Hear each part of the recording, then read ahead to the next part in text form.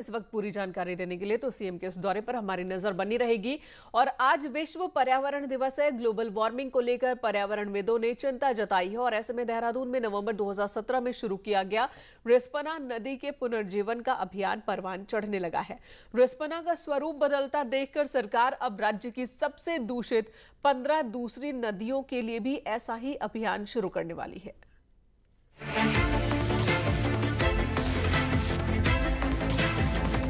मसूरी से लेकर देहरादून तक 28 किलोमीटर लंबी रिस्पना जैसे जैसे आबादी में एंट्री करती है तो नदी गंदे नाले में तब्दील होकर दम तोड़ती हुई नजर आती है। नवंबर 2017 में राज्य सरकार ने रिस्पना के पुनर्जीवन के लिए अभियान शुरू किया। नदी के दोनों तरफ बंजर हो चुकी जमीन पर करीब 2.5 लाख पेड़ लगाए गए। करीब 2.5 साल बाद इसके पॉजिटिव रिजल्ट मिलने लगे हैं। नदी किनारे अब जंगल खड़ा हो रहा है। विषैले पानी में तब्दील हो चुकी रिस्पना के किनारे अब पक्षियों का बसेरा होने लगा है। बहुत ही अच्छा एक परिणाम जो है उस साइड से हमें देखने को मिल रहा है। जो पौधे लगे थे वो जैसे हम लोगों ने 6 फीट के 7 फीट के पौधे लगाए थे, तो आज उनकी हाइट जो है लगभग 12, 15 फीट तक पहुंच चुकी है। अनेक प्रकार के इको रिस्टोरेशन के कार्य प्रगति पे हैं, किंतु लेकिन इसमें हमें कुछ चुनौतियां बाकी हैं और वो यही है कि किस तरीके से इन टेक्निक्स के बारे में लोगों को प्रशिक्षित करना और जन सामान्यों को कैसे इन कार्यक्रमों से जोड़ना।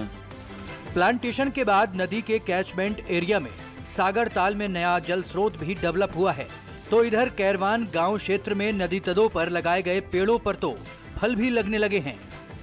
रिस्पना नदी के पुनर्जीवन के लिए 28 किलोमीटर लंबे नदी के कैचमेंट एरिया में 2018 में काम करना शुरू किया गया। सबसे पहले नदी के दोनों ओर जहाँ जहाँ पर भी खाली जगह मिली वहाँ पर प्लांटेशन किया गया। करीब 2.5 लाख की संख्या में 2018, 19 और 20 में यहाँ पर पौधे रोपे गए।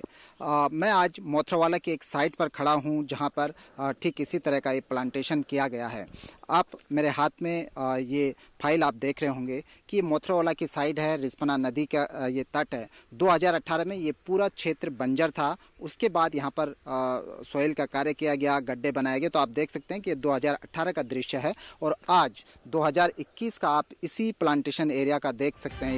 रिस्पना में अब सेकंड फेज का काम शुरू किया जा रहा है। नदी में गिरने वाले नालों को टैप करने के लिए कार्रवाई शुरू की गई है। आबादी वाले इलाके में रिवर ट्रेनिंग का काम भी शुरू करने के निर्देश जारी कर दिए गए हैं। इसके अलावा आबादी वाले क्षेत्र में नदी के दोनों तटों पर नेट भी लगाए जा रहे हैं ताकि कूड़ा सीधा नदी में ना फेंका जा सके। जहां आबादी क्षेत्र है वहां हम आबादी और नदी के बीच में जाली लगाने के लिए भी प्रपोजल बना रहे हैं, जिससे कि लोग उसमें डेली का डेली जो है फेंक नहीं पाए कूड़ा, और जो लोग कूड़े फेंक रहे हैं उनका जुर्माना भी नगर निगम के द्वारा किया जा रहा है। रिस्पना के साथ ही अल्मोड़ा की कोसी नदी के पुनर्जीवन का अभियान भी जारी है और इनके रिजल्ट से उत्साहित होकर सरकार इसी साल 20 करोड़ की लागत से प्रदेश की सबसे प्रदूषित 6 नदियों सुसवा, कल्याणी, ढेला, फेला, पिलाखर और नंधौर के पुनर्जीवन का अभियान शुरू करने जा रही है। इसके अलावा मृत प्राय हो चुकी 9 अन्य नदियों पर भी 19 करोड़ रुपए खर्च किए जाएंगे। देहरादून से न्यूज़ 18 के लिए सुनील नप्रभात की रिपोर्ट।